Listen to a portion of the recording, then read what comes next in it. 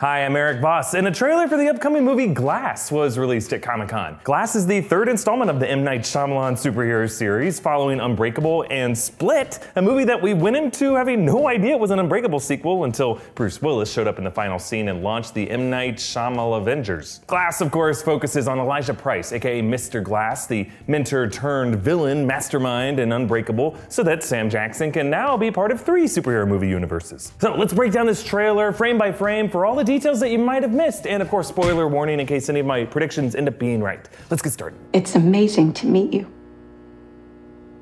It is simply extraordinary. My name is Dr. Ellie Staple, and I'm a psychiatrist.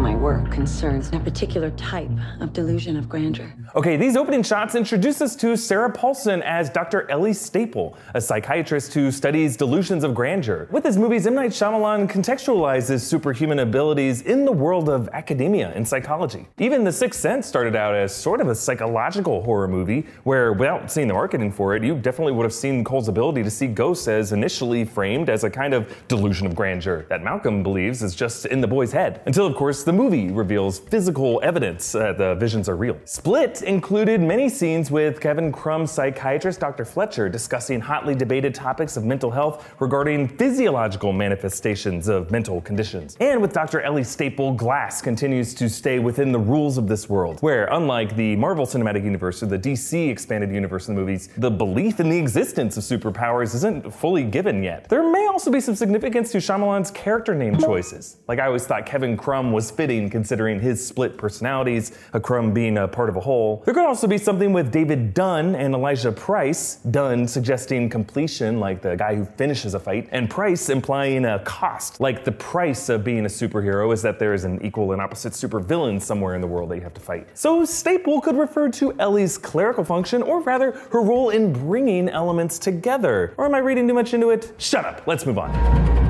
It's a growing field. I specialize in those individuals who believe they are superheroes.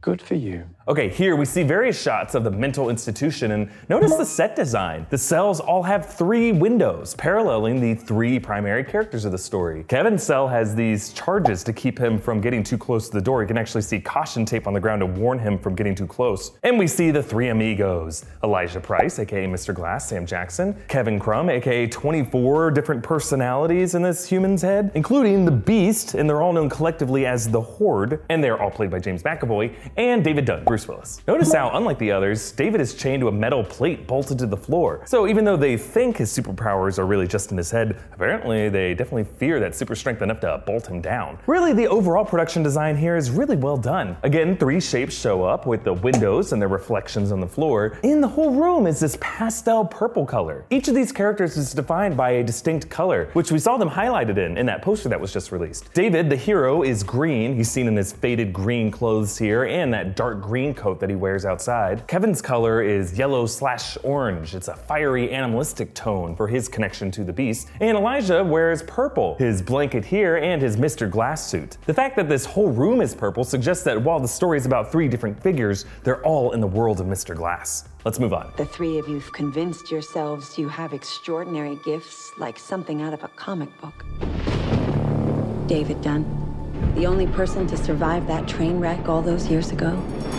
We see some shots of this comic book store, which blends the green and purple color tones, reflecting the duality between David and Elijah. There's also a close-up shot of one of these comic books. Now, this isn't any Marvel or DC comic that I recognize. It was probably created originally for this movie. And actually, if you look closely, there's a beastly character doing a lot of the same moves that we saw the Beast do in Split, including bending prison bars. Perhaps someone has made a comic that fictionalized real news events. Elijah actually explained this exact theory about comics in the movie Unbreakable. I believe comics are a form of history that someone somewhere felt or experienced.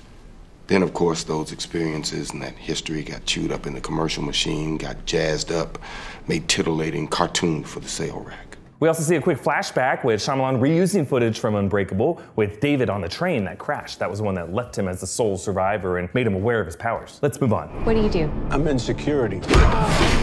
You think you have superpowers? It's a feeling, vision, I have to touch them. You believe you are a protector.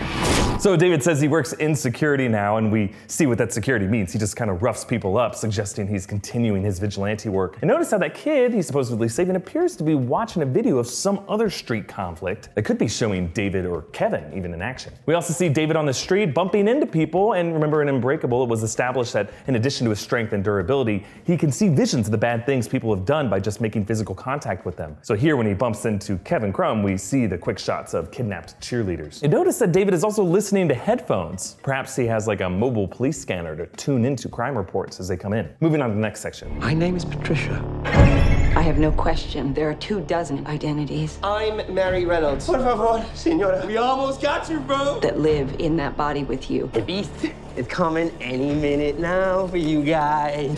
Okay, this section focuses on Kevin's character. He actually shows a few different personalities that we saw in Split, starting with Patricia. She's the calm older woman that many of the others listen to. But there's also Mary Reynolds, an Irish woman, someone speaking in Spanish, this could be Norma or Felicia, and a stereotypical bro. Apparently we will see 21 of his 24 identities in this movie. I actually like the detail that all of them demand their own toothbrushes. We also see Kevin as his Hedwig identity, the child who wears roller skates as he warns the cheerleaders about the beast. By the way, kidnapped cheerleaders still in their uniforms, pretty on the nose, comic book stereotypical dilemma. It reminds me a lot of the show Heroes, remember? Save the cheerleaders, save the world. And 4 kidnapped teenage girls is one step up from the 3 that were kidnapped in Split, a sign that Kevin, or the dangerous identity, Dennis, and of course the beast, are escalating their violence. On to the next section. But what I am questioning is your belief that you are something more than human.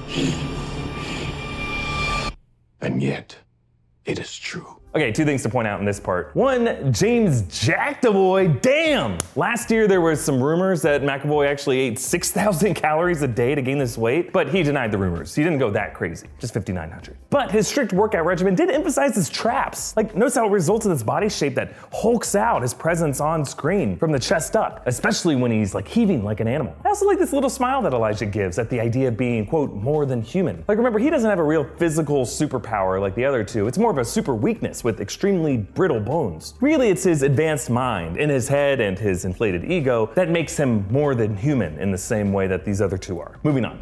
My bones break easily.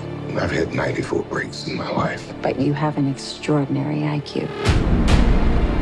This is not a cartoon. This is the real world. No way. Okay, there's a quick shot of a shadow cast from what looks like Elijah's wheelchair, suggesting his escape from this mental institution. We also see Elijah magoobering together some kind of lens device from scavenged parts. And you can see security monitors behind him. Maybe he's broken apart some kind of security camera and he's changing the angles to hide his escape. Either way, a guy in a mental institution should not be in a place where there are security monitors. There's also Casey Cook, played by Anya Taylor-Joy. She's the one captive to escape Kevin that we saw in Split. And it looks like Dr. Staple's bringing her in to visit with Kevin as someone who may be able to break through with him, or maybe keep the beast at bay, kind of like Black Widow and Hulk. Sun's getting real low, big guy. Moving on.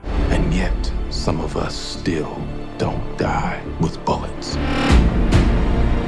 Some of us can still bend steel. Okay, a few shots in this section to point out. We see what looks like the Horde's surrender and arrest. Split left him at large in the world, remember. We also see some more shots of David unfurling his hooded coat and plunging into a pool of water, remember his weakness is water, and fighting with some riot police, apparently shoving them into a big train car and bending a steel rod to trap them in. Interesting detail here, notice how David has laid some planks on the muddy ground to walk on. I guess the ground is pretty wet here, so he's trying to avoid the moisture from getting into his feet. Come on, Dave, you ever heard of galoshes or duck waders? And before we move on, we see Casey joined by Joseph Dunn, that was David's son, and Elijah's mother, Mrs. Price, with the same actors, Spencer Treat Clark and Charlene Woodard, returning from Unbreakable. Kinda looks like Staple brought in someone important to each of the 3 to see how they would react. Moving on. I've been waiting for the world to see that we exist. May I meet the beast? Okay, in this section we see someone in the comic book store that we saw before with the green and purple color tones. There is a heroes and a villains section. And among the heroes racks you can see X-Men, Spider-Man, Hulk, Superman, and the Flash all grouped together, really mixing the colors of the Marvel and DC laundry there. Normally comic book shops aren't categorized by heroes and villains since, you know, there would be way more comics for heroes. But maybe this shop could have been like patroned by Elijah and he insisted on a robust collection of villains comics since those are the stories that he identifies with. And notice how the heroes section is lit in green, corresponding to David, and the villain section is lit in purple to Elijah. Another nice touch. And Elijah meets the Beast, who gives him this long sniff, like a wild animal getting acquainted with another, deciding whether it can trust the stranger. Let's move on. I hope for your sake that he likes you. That sounds like the bad guys teaming up. A lot of people are going to die. Don't do this. Okay, in this section, Elijah's bad guys teaming up line is interesting. It sounds like as if Glass will feature Elijah and David struggling to control the Horde, the Beast, which could be why Kevin is so often depicted in the center between the villain and the hero. There's a quick shot of nurses running away from David. This could be part of his escape from the mental institution. And this creepy shot of the Beast crawling on the ceiling pipes toward David as he tries to rescue the cheerleaders. This reminds me a lot of that famous shot in Aliens, when the beastly xenomorphs crawl toward them above the ceiling, hanging upside down. Moving on. Are you ready? Few things here. First, we get a close-up of Dr. Staple pulling someone out of the water. She could be saving David here, probably after the Beast launched him into that tank and tried to drown him. And notice this shot of David roaring. I like how they included the red marks from the 2 gunshot wounds from when Casey fired the shotgun at him in Split. Remember, those blasts did not bring him down, but he still has the scars from them. There's also a quick shot of the Beast galloping like a cheetah. You can actually see Elijah in the background with him, perhaps trying to tame the Beast and get him under his control. And on to the last part. What do we call you, sir? First name, Mr. Last name, Glass. Okay, no one's first name is Mr. I thought we learned this lesson in Doctor Strange. How long have you been at Kamatage, Mr. Doctor. Mr. Doctor? It's strange. But I guess that's the point with Mr. Glass. Elijah Price is redefining himself here. Mr. Glass was the nickname his childhood bullies gave him, and now he's owning it so that going forward he will only be known as Mr. Glass. And as we wait for this movie to premiere in January 2019, a question I'll leave you guys with: should the Unbreakable cinematic universe expand beyond this? Like, how deep should this rabbit hole go? Should Mr. Glass next try to recruit the boy who can see ghosts? Or the trees that confused Mark Wahlberg? Okay, I've already turned myself off of this. Comment down below with your thoughts, or tweet me directly at Erik Voss, and follow New Rockstars on Twitter for updates on our videos. Like this video, share it around, and subscribe to New Rockstars. Look, we know there's a lot that came out at Comic-Con, so be on the lookout for our trailer breakdowns for Aquaman and Shazam, Godzilla the King of Monsters, Phantom Ass Peeps, and the Rick Grimes of Tenderlold. That's what it's called, right? Thanks for watching, bye.